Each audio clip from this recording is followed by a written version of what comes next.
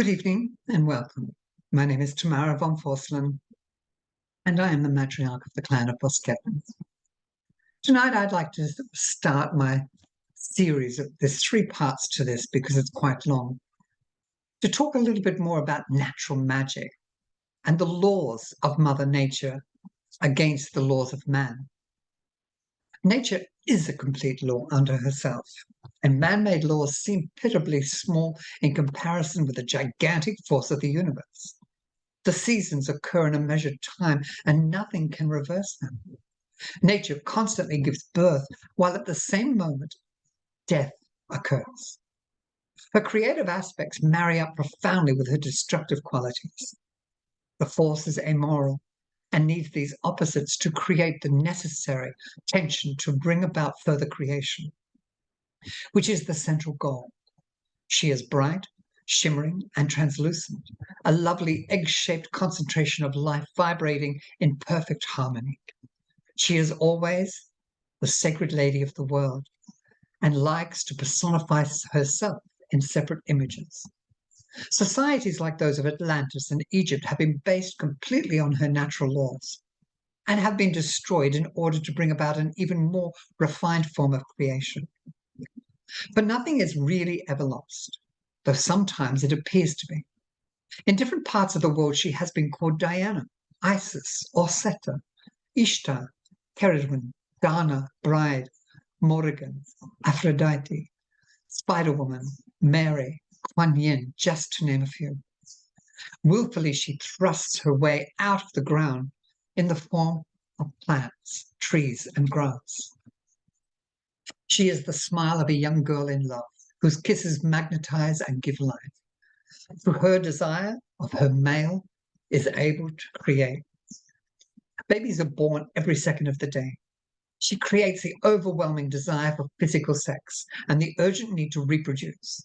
She thrusts the corn out of the ground every year, and special corn dollies have been made for us for millennia in order to participate in bringing about further growth of the crops by turning them into charms. The mother force covers the world with her immense body, and her magnetism draws out the creative impulse. Her energies pulsate with orgasmic intensity.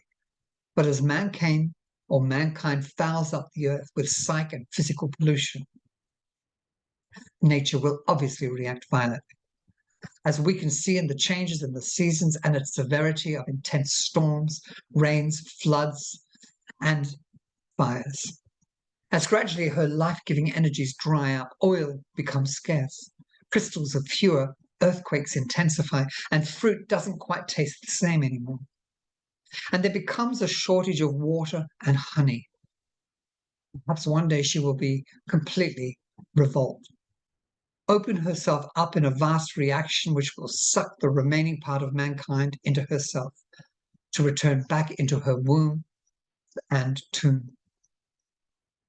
There, perhaps she will create the world again, healing the wounds of human abuse until humanity has learned yet another difficult lesson. Many prophets and seers foretell of a major change for mankind.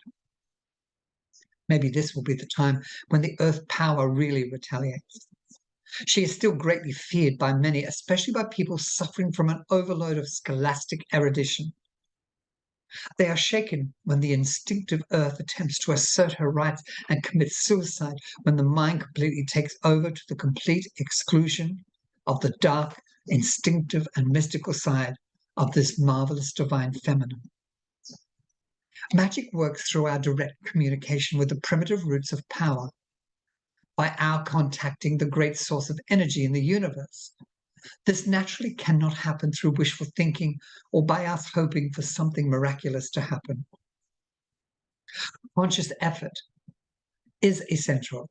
Rather like a child learning to walk, one first learns to feel the forces around us and feel the vibrations from trees, stones, and other natural living objects. Each of us must be willing to go into an interior silence, to allow oneself to deeply penetrate the inner self, right into the silence, and there to communicate with the heart of nature. Behind the silence, there is the music of the spheres of nature, and we must prepare ourselves to hear this wonderful symphony. We may then contact the shining ones, the spirits, for guidance and understand and get to personally know the essence of the elements. All this cannot be achieved through the intellect, only through the whole being of the physical, mental, emotional, psychic, and astral and spiritual coming together. Then and only then one is really capable of becoming a true witch or shaman. The ego has literally to be cleared out of the wind, the sun, and the rain. For if one seeks to become any sort of witch or shaman without first cleansing the personality of all its dross, you will be creating nothing else but trouble. Ritual magic without personal purification tends to build up the ego to bursting point far more quickly than usual, and can even bring about total insanity.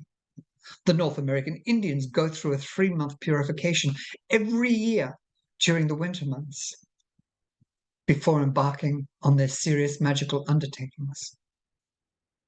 Most of us obviously haven't got much time or such time at our disposal, so we have to purify ourselves daily and constantly keep a watch on ourselves that we are not inadvertently being affected by furtive negative forces. This can very easily happen, and even the most advanced souls have been known to break apart under the strain to accumulating too much negative energy. Some schools of thought do put a pupil through various physical and mental exercises in order to discipline the initiate and temper the ego. However, few teachers seem to be skilled enough to bring out the magical self without building up the ego at the same time. At the moment, most of us still behave like closed-up little shells, convincing of our own importance, or seeking our own personal dreams that basically lead us nowhere fast. It will inevitably take us quite a time to grow less unselfish. But as we begin to listen to the voiceless voice in the breezes, life will begin to open up to us, and nature will reveal herself in her true simplicity and nakedness. However, the personal ego doesn't give up that easily. Perhaps we like what we see and try to complicate issues by being analytical to the point of absurdity. We allow our egos to fascinate us, tying us up into knots of rationalization in the process. It seems to be necessary to go through a long process before finally arriving at anything that remotely resembles the fundamental basics of life, the very ground and roots of our existence. We are still constantly conditioned by the world we think we see, instead of getting down to the guts of the matter and discovering our own magical selves. If you find it difficult to contact nature, then know that the fundamental law of magic is expressed through divine will in action. So try opening yourself with words and also know that it is happening. Ask that your whole being be opened up to the great creative force of the universe, of the ancient ones, the goddess and god, or whatever name you desire to give it. However you phrase it, it is appropriate just as long as you are confident and comfortable with the name you choose. You must want this penning up to happen. Want it with your whole entire being. Remember, you are carrying on a sensational love affair with the creative force of the universe, or the great spirit, or the ancient ones. The passive and active forces of life become united in a perfect blend of lovingness. Make up some spontaneous words when you communicate with your inner power, such as, I humbly ask for your protection and care, O ancient ones. Forgive me, I open up my entire being unto you, so that you can explore and invade me and permeate every atom of my body, mind, and soul. This is just merely a simple suggestion. In fact, you could say whatever words you may happen to think of at the time, but make it spontaneous. And for heaven's sake, feel it and mean it. Do not do it because it sounds like a nice thing to do. Mean it with your whole being. Visualize light and color bathing your entire body, or imagine yourself on a beach and being bathed in sunlight. Feel the warmth on your face. This is not order suggestion or brainwashing. This is being washed. The only barrier between you and all things is yourself, because we all isolate ourselves. You think that your own personal separate existence is important. It is important, but only insofar as you are one of the billions of cells on a leaf, and that without that cell, the leaf would not be complete. So you are important, but only as part of a greater structure, to which your existence makes a certain contribution as a piece, one small piece of a giant jigsaw puzzle. A natural witch knows that fairies, spirits, and shining ones are not merely figments of our misguided and perhaps fanciful imagination, but are there and are real. We are able to have friendly conversations with the shining ones and ask them for guidance in any important undertaking, and to also provide them with information which they need to know about material life. If you do not know the name of the shining one you wish to speak to, do not worry about it. They will still respond if you identify their roles as the shining one of healing and love, or the shining one of learning. If you decide to ask them for something, make quite sure what your motive is, and always thank them in the same breath. They like to be acknowledged and thanked as we do. They have a lot to learn from human beings and often congregate in meetings and religious ceremonies, or even when games are played. It is necessary to build up a very strong rapport with the shining ones because we are all strongly affected by our ego and personality, and so we could easily make mistakes. The shining ones can help to avoid this by warning you of any possible error. Often it has been known that a shining one will not help if the person has something to learn in a specific way or time. For example, meeting some of the darker forces in certain forms might well be a form of initiation, which must involve the individual in dealing with them without shining one's help or aid. However, if the shining ones did stand aside to watch the little battle rage, they would never do this unless they knew that the individual was basically capable of handling the task. And if need be, they would help bring in at the 11th hour, although this would mean that the initiation test may not be fulfilled. In this case, the would-be witch may have failed to learn to deal with that particular type of malignant force. One witch I knew had to face a very nasty type of evil force that was so dense that it looked like a physical being. And when it appeared, the witch welcomed it in the name of love. And the entity said, "This is impossible. You cannot simply love me. I am the incarnation of evil." But this witch repeated that the entity was welcomed in the name of love and light, and the spirit could simply not stand this and quickly vanished. Unfortunately, the energy of the spirit was not reformed or reintegrated into a more positive force. So the fact that it disappeared did not really solve anything because the force was still about and still unchanged in its essence.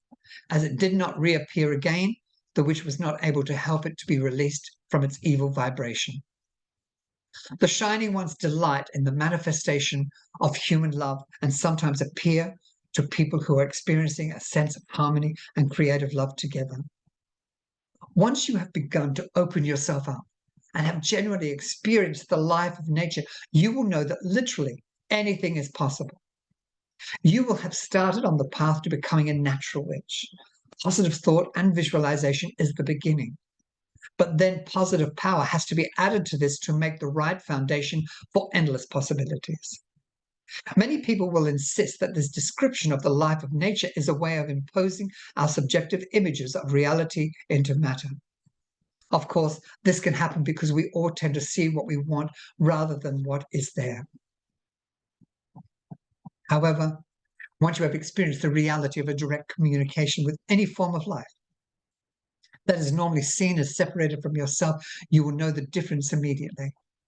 The quality of such an experience is quite distinct.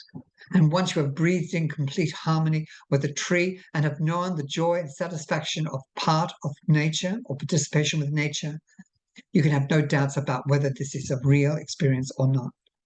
How you regard such an event is your own affair, but its reality is undeniable. What is remarkable is not that this reality exists, but that people are so shattered by knowing it.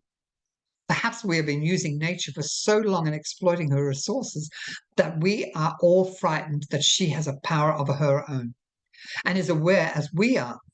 Humanity has been accustomed to feeling all powerful instead of being a part of the great scheme of nature. Knowledge of life other than our own upsets this feeling of omnipotence, and few people can endure this threat to their ego. The shining one is a potent force in the world of natural magic.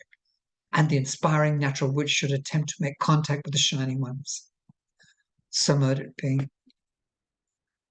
I hope you enjoyed that. That's part 1 of my series on the natural magic of a witch. I hope to see you next time. Take care. Blessed be.